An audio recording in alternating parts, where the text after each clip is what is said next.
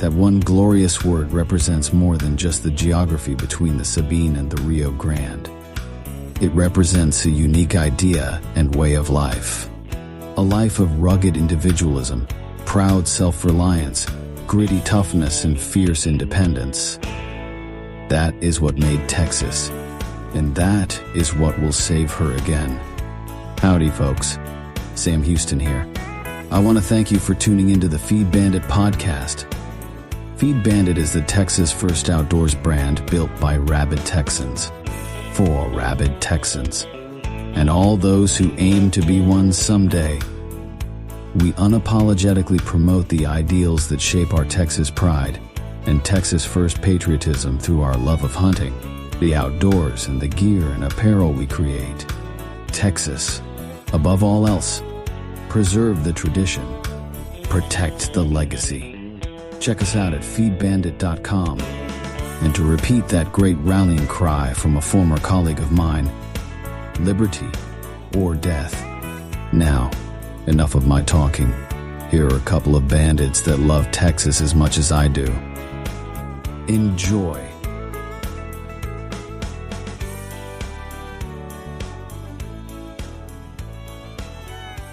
Howdy, friend. Welcome back to the Feed Bandit podcast. Jimmy back with you. And on this one, we're going to continue our predator hunting series, our predator strategies. And this time we're going to be talking about calling equipment. If you're going to be out there trying to cull some of those predators, especially now, when you're sitting out there probably in your deer stand, if you feel like you're getting skunked, the sun's on its way down, you pretty confident probably a deer's not going to come in. Remember what we always say, try to call for some predators, see if you can cull some of them out. Now, how about your populations of turkey and deer and everything else, quail, whatever it might be, so don't neglect predator hunting. So in this one, we're going to talk about calling equipment. And remember, we're reviewing the book called Predator Calling with Jerry Blair, where we've been really learning a lot of good tips here, for all sorts of predator hunting. Particularly coyotes, of course, but a lot of these apply to everything else. But so let's dive into this chapter. See what he has to say about calling equipment. It says, I check for snakes. Seeing no big ones, I used the toe of my boot to kick away sticks and stubs and wallowed my big butt into the depression. I was beneath the caprock of a desert rim and was halfway through a walking trap line. It was beanie weenie time. He always has a interesting alliterative way of writing. Minutes later, I was mulching happily, eating slowly to make it last. At about that time, a coyote howled from across the canyon. Don't be asking me why a coyote would howl at noon 30 on a hot desert day. Hell, maybe it smelled that beanie weenies.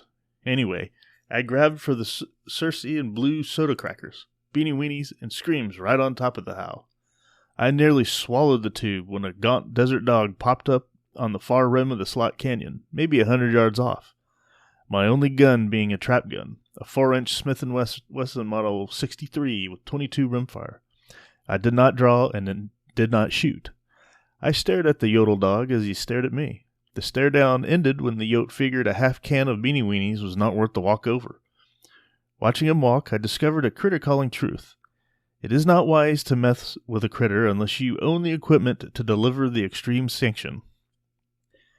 The equipment carried on early fur hunts was Spartan, barely enough to get the job done. I carried a call, carried a gun, and carried a knife. That was it. No camo, no face mask, no nothing. Even so, I called critters, lots of critters, and honesty causes me to explain that there were a hell of a lot of critters to be called then, and not as much competition. And then a funny thing happened. Not funny, odd. The more I called, the better I got at it, and the more equipment I carried. Not because I really needed it, mainly because experience taught hard lessons. Calling accoutrements, much of the time, causes the calling and killing of predators to be less difficult. Some such helped to put more fur on the stretcher. Others offered convenience.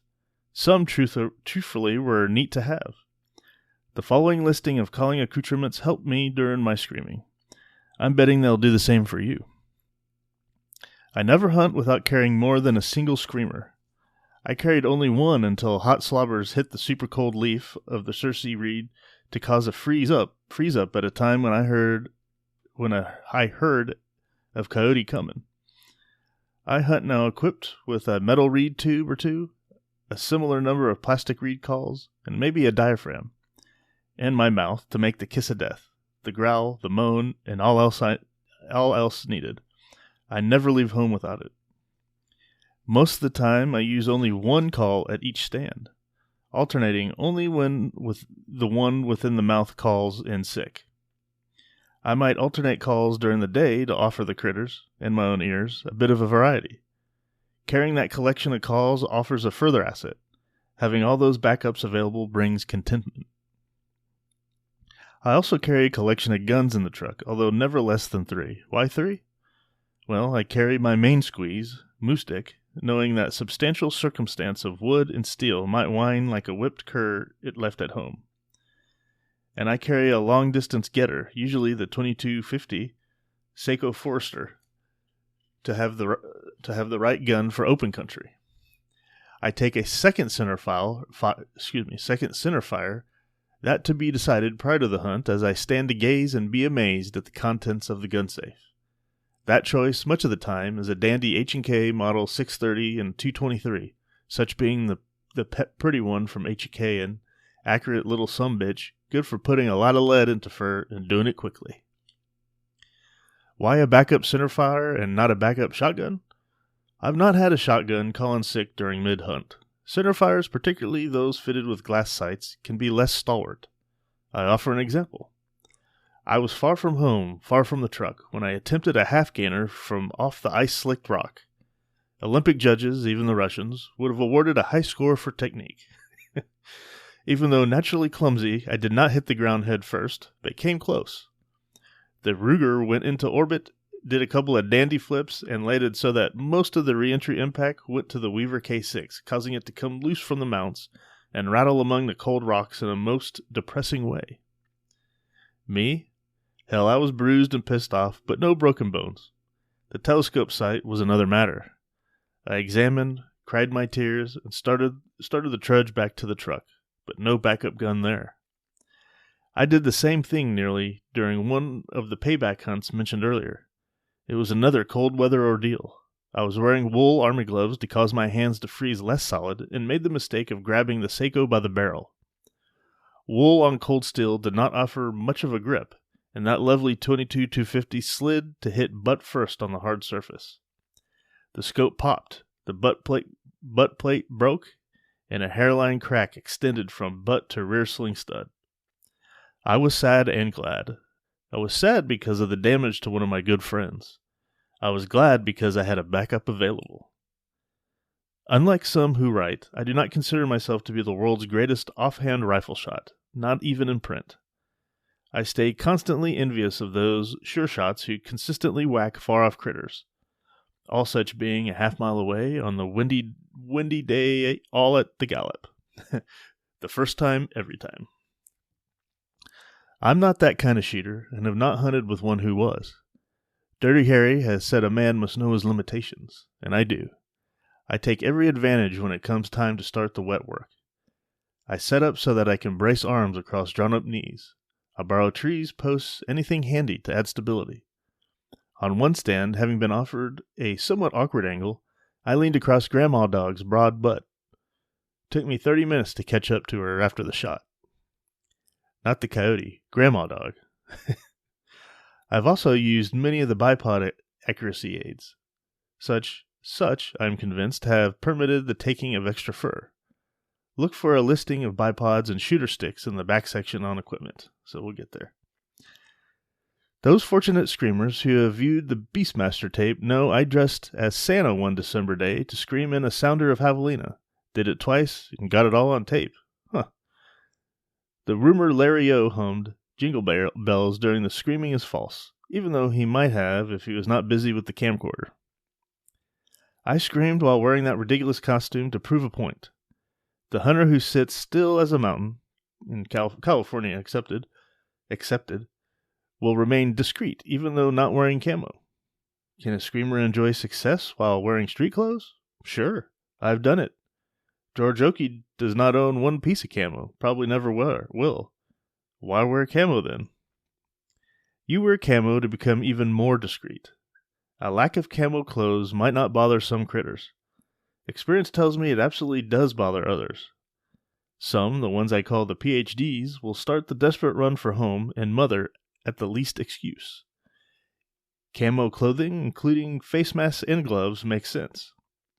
Shotguns and rifles of the non-reflective configuration need no supplemental camouflage. Guns with a more flashy finish do. Such can be subdued using paint, using camo tape — he says he likes the cloth kind best — and use a camo sock, maybe other ways I've not heard of. Some customers come from downwind, others come from upwind, but circle downwind to take a taste of the air, hoping to taste rabbit. Those will almost surely spook if the air tastes a lot like me, Jerry Blair, which is more like Oreo cookies, or Larry Gates, which is like raspberry-filled Fig Newtons.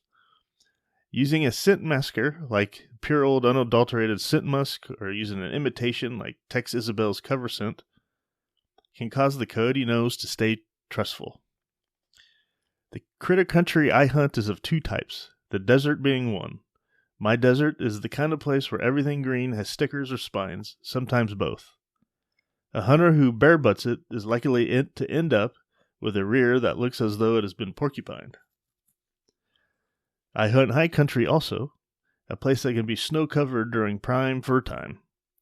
Placing a somewhat warm rear within that snow can cause a meltdown, not of the rear, but of the snow. The wet rear almost always freezes. Not all that uncomfortable during the freeze, but damn painful during the thaw.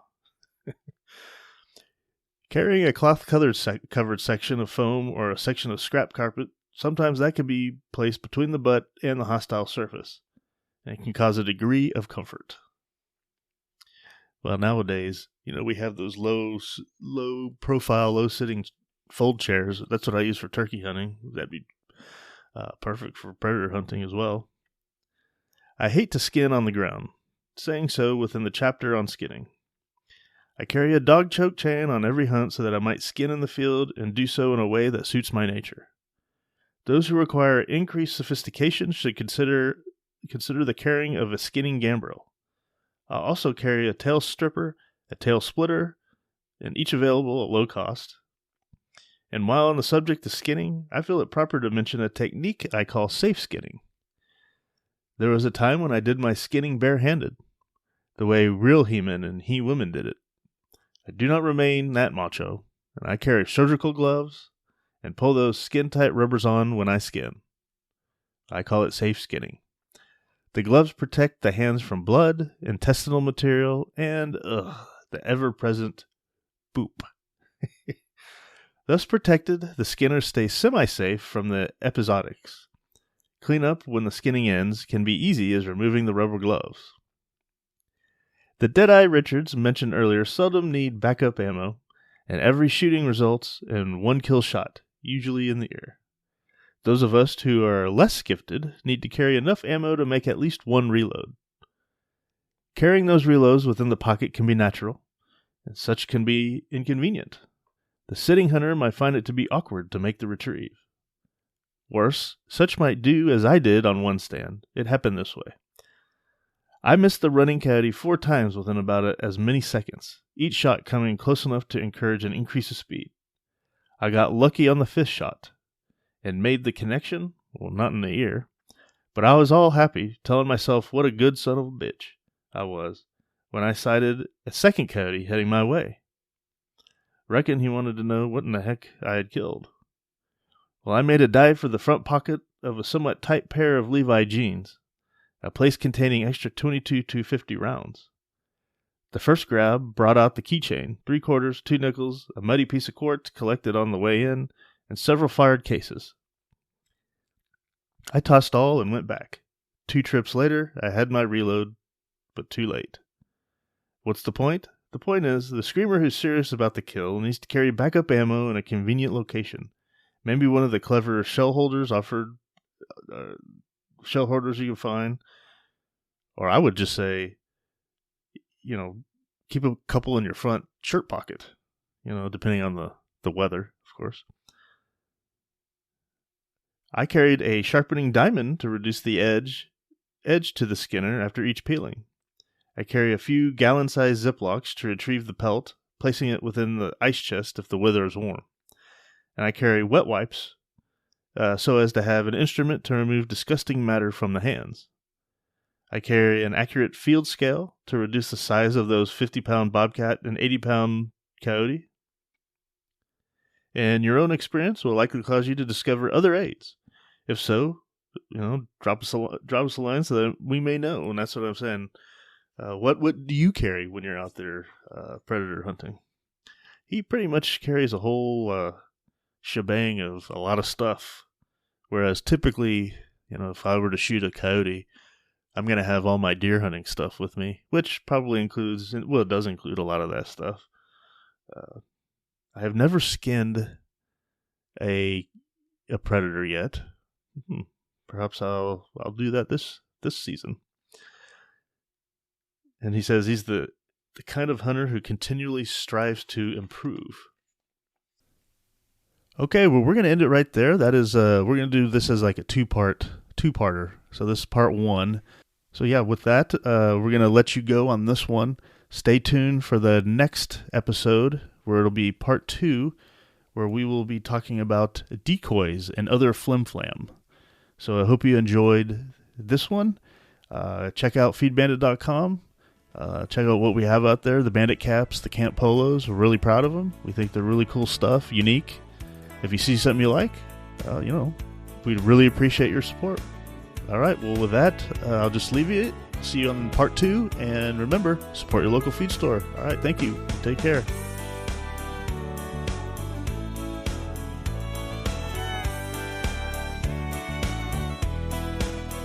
Well, I hope the bandits gave you an interesting episode that either entertained or educated you. Or better yet, both.